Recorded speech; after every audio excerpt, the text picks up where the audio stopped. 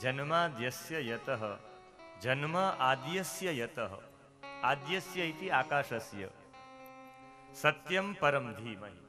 પરમ સત્યનું અમે ધ્યાન ધરીએ છીએ, પણ એ પરમ સત્ય કયું છે એના વિશેષણો આપ્યો. પહેલું વિશેષણ છે જન્માદ્યસ્ય યતઃ. જે આકાશનો જન્મ પણ જેમાંથી થયો છે, આકાશ જેમાંથી જન્મ્યું છે એને જન્માદ્યસ્ય યતઃ કહેવાય. આકાશ એટલે પથ્થરની વચ્ચે ખાલી જગ્યા છે ને આકાશ કહેવાય. તમારી મારી વચ્ચે ખાલી જગ્યા છે ને આકાશ કહેવાય. પથ્થરની અંદરનું પોલાણ છે એને આકાશ કહેવાય. આકાશ તત્વ જેની અંદરથી જન્મ્યું છે એને જન્માદ્યસ્ય યતઃ કહેવાય.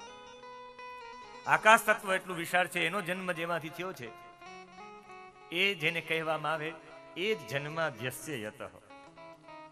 એ જ પરમ સત્યનું અમે ધ્યાન ધરીએ. અન્વયાદ ઇતરતશ્ચ અન્વયાદ ઇતરતઃ. અન્વય અને ઇતરતઃ એનો મતલબ થાય અન્વય અને વ્યતિરેક.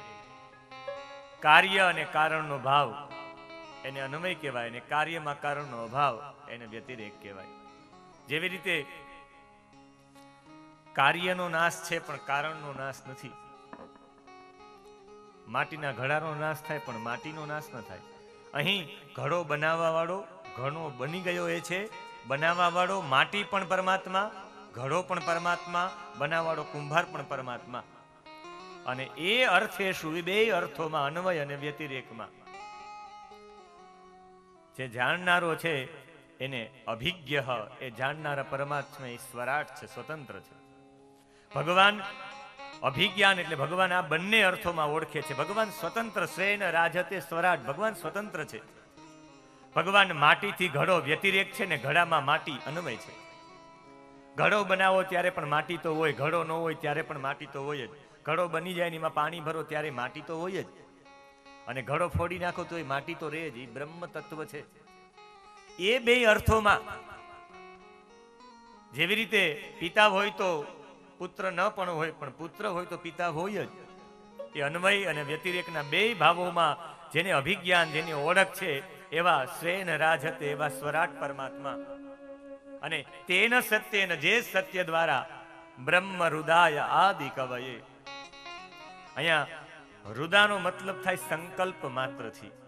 તેને એટલે સત્યેન, ઈ પરબ્રહ્મ, ઈ પરમ સત્ય એ સંકલ્પ માત્રથી. બ્રહ્મ એટલે જ્ઞાન, અને વેદરૂપી જ્ઞાન, સકળ આખા જગતનું જ્ઞાન. પૃથ્વીની ઉત્પત્તિ, પાલન, પોષણ કેમ થાય સઘળું જ્ઞાન એક સેકન્ડ માત્રમાં હૃદા, ખાલી સંકલ્પ માત્રથી. જેન્ડરને વાર લાગે. આદિ કવયે, સૌથી પહેલા ભગવાનની જેને સ્તુતિ કરી એને આદિ કવિ કહેવાય, જેને બ્રહ્માજી કહેવાય. બ્રહ્માજીને સૌથી પહેલા ભગવાને એ સંકલ્પ માત્રથી વેદનું જ્ઞાન બધું આપી દીધું. જે જ્ઞાનમાં મોહયંતી યત સૂરય, દેવતાઓ પણ મોહિત થઈ જાય છે એવું જ્ઞાન આપી દીધું છે કે તેજો વારી મૃદામ યથા વિનિમયો. જેવી રીતે તેજો વારી મૃદામ યથા વિનિમય, જેવી રીતે સૂર્યના કિરણો પડે અને તમને જ્યાં માટીની જગ્યાએ વારી એટલે પાણી દેખાય, ખાલી સૂર્યના કિરણોના કારણે, ઝાંઝવાના જળની જેમ. એની જેમ ત્રિસર્ગો મૃષા, અમૃષા એટલે સત્ય છે.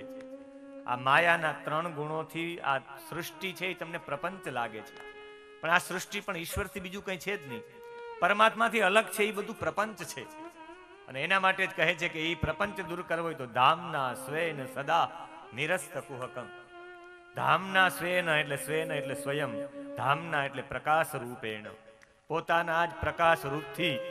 કુહકમ એટલે માયાને નિરસ્ત દૂર કરનારું છે. એ પરમ સત્યનું ધ્યાન કરું છું. માયાને દૂર કરવી તો એની કૃપા જોઈએ.